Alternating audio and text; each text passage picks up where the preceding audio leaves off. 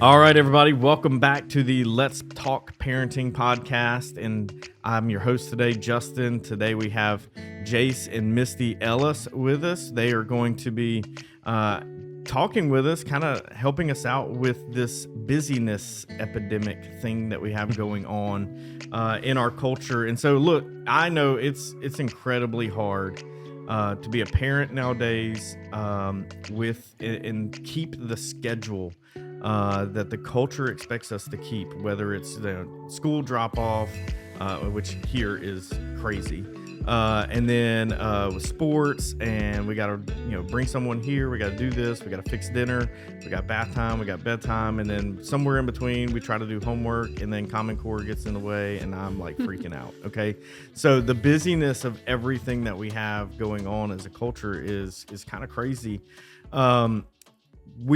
We reference a lot in some different podcasts, John Mark Comer, and you guys have really referenced that book in another video that we did, The Ruthless Elimination of Hurry. He says hurry is the great enemy of spiritual life, but we can kind of look at that, and also it's that it's connected to parenting and intentional parenting as well. So what's your guys' take on the hurriness, the busyness epidemic that we have going on in our culture today when it comes to parenting? I think that busyness or hurry or like having a lot going on is not a sin, but leads to sin in the way that we react and in the way that we like prioritize other things over our time with the Lord or over church. And so I think that it's weird that it's the only thing that we like brag about, though, like that leads to those things. We don't brag about like things that lead to affairs or things that lead to murder, but we'll brag about my busy schedule. I've got so much going on, like, and we talk about it like it's a good thing. So, Yeah, like posting all the things that we have to do this week, and then yeah, going, oh, how are we going to do this? But it's also kind of like this little like, oh, look at us, yeah. we're really busy. Mm-hmm. How do you guys think that affects the way that we raise our kids, like the busy schedule, the busyness of life? How do you think that affects us and then them, like when it comes to raising, like bringing them up in a Christian household?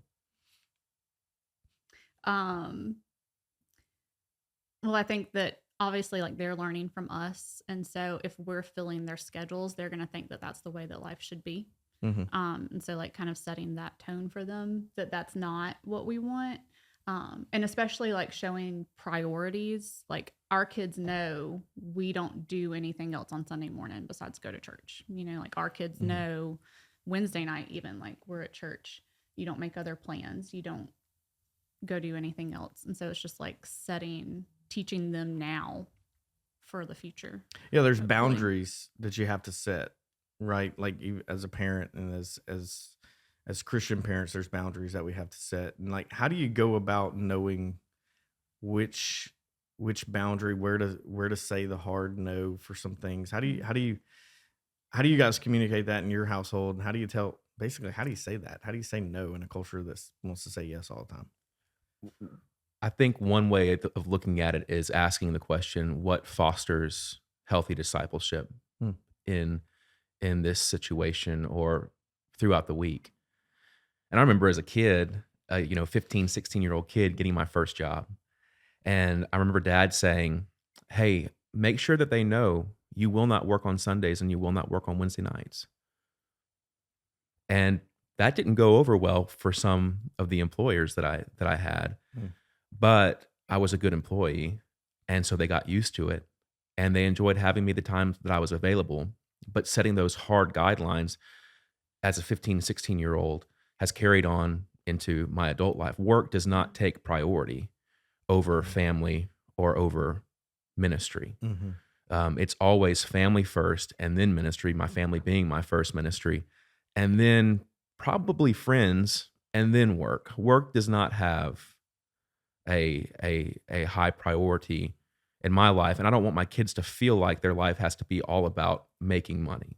And so I think again, going back to that discipleship aspect of it, is what decisions am I making that create the margins that will allow for discipleship. So setting those boundaries creates space, creates margins that you can then intentionally fill with discipleship. So I'm making sure that Sunday is prioritized. I'm making sure that Wednesday is prioritized, and I'm making sure that both of those days are intentionally used for ministry, whether it be to my family or whether it be through the church. Mm-hmm. Does that make sense? Yeah. Yeah, no, sure. And then let's talk about the slowing down aspect when it comes to especially parents and kids. Like slowing down to be present basically is how do we mirror that? I think it's kind of a thing that we take for granted. If we want to be present with the Lord, sometimes we have to intentionally slow down. You can't hurry if your quiet time is hurried, like if it's on a time schedule, it's really hard to be present there because that means that other things are on your mind and they're coming, and like life happens. But the same thing we need, I feel like so often we miss that with our kids, and in the same way our relationship needs to slow down. How do you guys tackle that? How do you set that into motion to where you just slow down to be present with them, with your kids?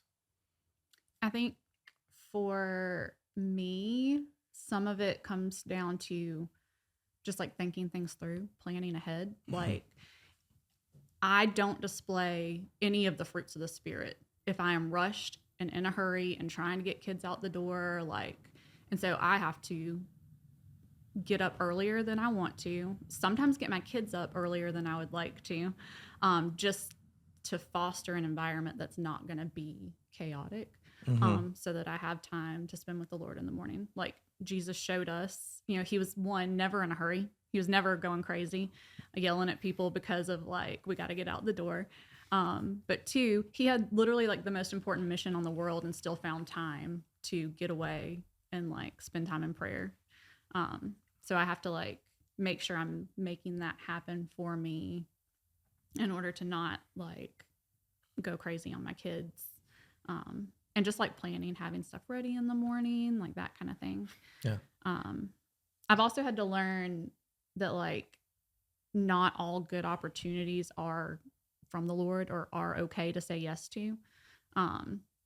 I'm a person who wants to do everything. I want to stack the schedule. Jace does not. He's okay saying no to more.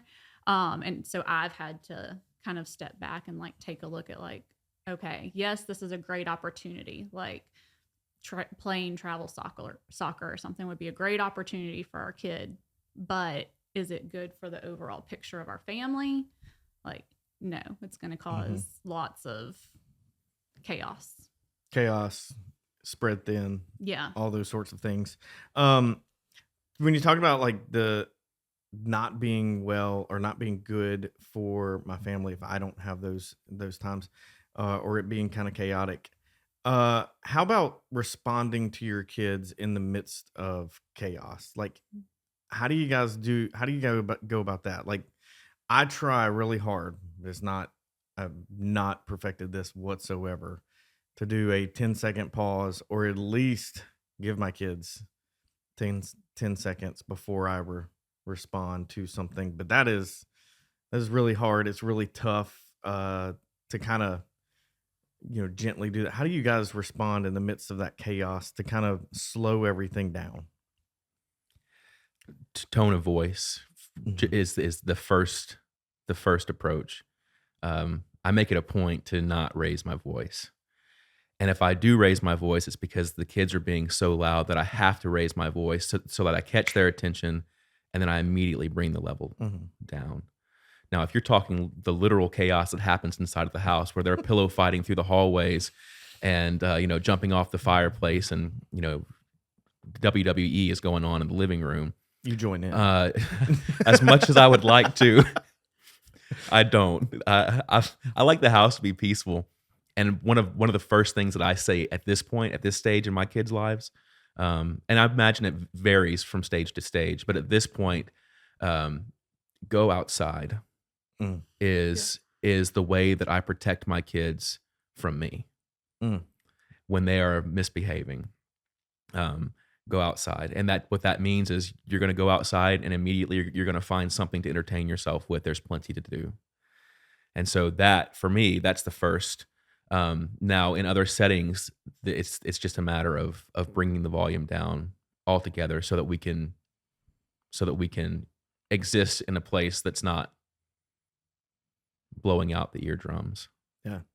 How do you guys go about slowing down to have intentional conversations with your kids, with no distractions and kind of removing all of that, like all of the outside noise per se? And like, how do you slow down to just really be intentional with them, without the busyness?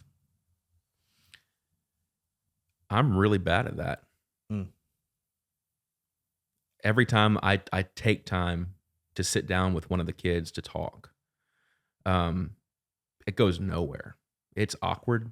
They don't answer questions directly. It's weird. The best time that I have with my kids, as far as conversation goes, is when they find me working and come and work alongside me, or is when we're in the car together and it's just me and one of them.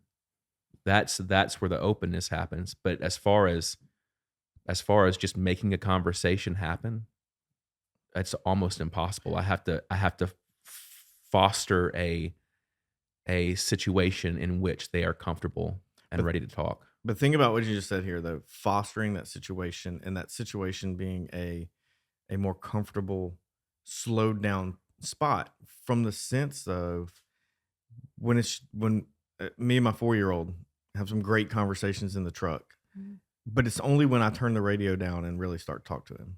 It's got to be an intentional type. There's still intentionality there. Me and my 4-year-old don't have great conversations on the couch because he wants to watch Outdoor Boys. Like he does not want to talk to me at that point. But a captive audience in the truck talking, like we actually can talk about his day, because we say, hey, we're slowing down in this moment, even though we're going somewhere. In this moment, we're slowing down. We're not listening to radio, to a podcast or anything else. I want to know, like, what'd you do in Miss Rebecca's class today? And he can tell me, well, usually it starts with so-and-so got on red, and then like it would go down from there. So, but yeah, like I think there's real value in saying, hey, I have a captive audience right now while I'm doing this. And we think that happens like sitting down at the table or on the couch. But in reality, that happens whenever your kids get to be present with you. And so those moments of being present, I think, are really, really helpful for our kids. And it also shows the ability that we slow down and just be with them. Type thing. Let's talk about schedule real quick, because I think that's something that you guys are, I think, pretty good at, simplifying your schedule. Let's talk about, how do you guys go about doing that? How do you communicate that in your house?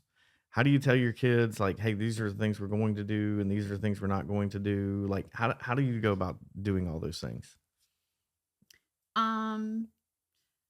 Well, we have a rule in our family that like our kids are only allowed one like extracurricular each. And so that helps. And that's just like something that we're agreed on. And so they've just always, that's the life they know, and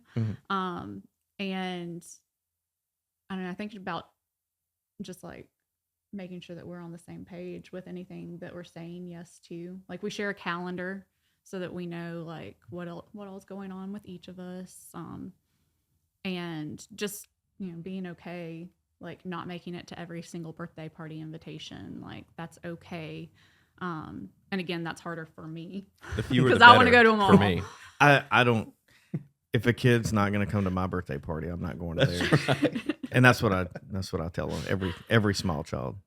Yeah, I'm not going to your birthday. Yeah. But so, even like being invited by like our closest friends to hang out, like, yes, we go and we do that, but we might not say yes every single time because we still need like our own family time.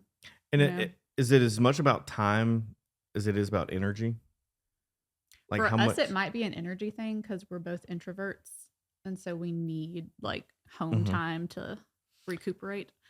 Because when Comer talks about that ruthless elimination, he talks about it's not that the time needs to be protected. It's the energy that you can put into and Yeah. invest into, whether it be like another family or even your own kids. Like, or can you really devote enough energy to soccer, dance, and piano practice all in one week, Yeah. or do we need to eliminate one or two things so that we can devote the max amount of energy to something? Yeah. Uh, I think that's really helpful when you think about it. From it's not just a time issue; it's an energy issue as well. Yeah. Let's talk about embracing the Sabbath. How do you guys model the Sabbath in your household? That's another thing that I don't feel like we're as intentional with as we ought to be, and it's something that I've struggled with really for years and years. You know, what day do we actually take a Sabbath? I'm one of those guys who, if I'm resting in my house and intentionally relaxing, I feel guilty because I'm not getting stuff done, but I'm able to be there and be with the kids. But then whenever I'm out in the shop, in the yard, on the property, getting work done, and making things look nice, I feel guilty for not being in the house resting like I should be with my family, and so that's a struggle for me. But as far as the time that we do intentionally take, uh, at some point in the weekend, I feel like Misty has a little bit better of a grasp on that than I do. Do I? Maybe. Yeah. I think that we're pretty good about keeping Sunday evenings kind of like sacred to our family. We don't make plans on Sunday evenings. If a sports practice is scheduled on a Sunday, our kids don't go.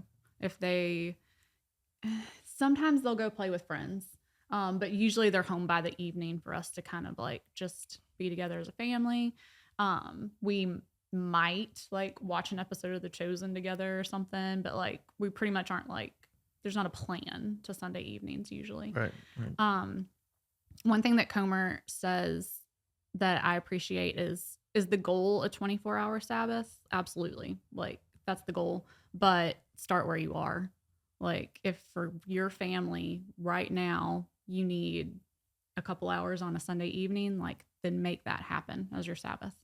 So I appreciate that point that he makes. Yeah, one thing I was telling you guys about is that for our family and where we're at right now, um, it's kind of easy. It'll get harder as my kids get older. Um, but Friday evenings is a built-in routine type of Sabbath for us. And this is going to sound crazy to everyone, but kind of hear me out. Uh, I mean, most Friday evenings you can find our family at Jason's Deli. If you and some of our church families have found us there. Um, We're all but showing up now. yeah, everybody's gonna show up, and Yeah. it's not gonna be a Sabbath anymore. But I say that to say, um, the reason we've kind of built that into our life is we don't have to plan anything. There's nothing that we have to plan to cook. We actually don't even plan our order. It's already like we order the same thing. We are those people. We order the same thing every single time. And as long as the ice cream machine is not broken, there is no chaos. There's pretty much a very even keel. We go early. It's not crowded. If Nick needs to run around to get a little energy out, he can do that and not disturb anybody. But it is very routine oriented, but also very restful for us. We get to sit, we're together. There's no there's not a lot of chaos. There's no figuring out what we have to do. It is very peaceful from the time we say, okay, we're leaving the house and we're going here and we know what we're doing and it's settled. Everything is good. And for 2 hours, our family is kind of at peace and going, okay, we know what we're going to do. And this is how we're going to do dinner on a Friday night. Mm-hmm. And it nostalgia a little bit of 1990s, like going and getting a pizza and watching TGIF. But at the same time, I think that's neglected in our culture today is what is something that your family Sabbath can be built into. What is something that your family knows you're going to be consistent with and rest in that? like, and find rest in that. And Sunday nights is that for you. That's our little piece of, Sabbath for us on a Friday night. Even if there's other things going on, we intentionally set that little 2 hours aside to go do that. So wrapping up this whole parenting without hurry, there's this kind of thought process in our culture that parenting has to be a race, and by slowing down, simplifying everything, it kind of feels like we're losing, if that makes sense. So what are y'all's thoughts on that? Like, speak to a parent who feels like, well, if I slow down, if I take something away, if we put a pause on something, I'm losing in our culture. Speak to that parent who's wrestling with that a little bit. The first question I'd ask is, what are you racing toward? Yeah. What's your finish line? And if you don't have a clear answer for what your finish line is, then chances are you are putting the pedal to the floor with no clear direction or purpose. Mm-hmm. So that's the first question. Ask yourself, what is my finish line? And then the next question to ask yourself is, what are the goals along the way? Am I meeting those goals? There's not just one finish line. There's a lot of milestones along the way. So those are the two things that pop into my mind immediately: is what am I working toward, and in the long run, and what are my short-term goals when it comes to being present with and raising my child. Those are good. One of the most impactful things that Jace has ever said to me was, are we raising soccer players or disciples? And so the same thing, what's the goal? What is your purpose in parenting? And maybe you need to take a look at that. Yeah. And as parents, we're called to be the primary disciple maker for our kids. And so what we prioritize for them, if we prioritize the busy schedule and the busyness of life and everything else that the culture prioritizes as well, then we're saying that's what's important, instead of saying, hey, really, we need to model the life that Jesus lives for you so that you can live that life as well. So I think it's important for us as parents to remember we're called to look a little different in our culture, and we're called to be different in our culture. And sometimes that just simply means we slow down. Yeah. We slow down for the things that are important, for the things that matter. And the first priority is our relationship with the Lord, and the second priority is discipling our kids, and so as parents, we need to remember that. So thank you guys for today. Thank you guys for stopping by, and we truly appreciate your insights. And listen, if you are watching the podcast and you want to leave us a comment on how you slow down and how you take advantage of some times, please do so. Like and share the post, share it with a friend who may be going through a busy schedule, a busy time, a frantic time, or maybe just share it with a friend who may be gearing up for that. And so we will see you next time on the Let's Talk Parenting podcast.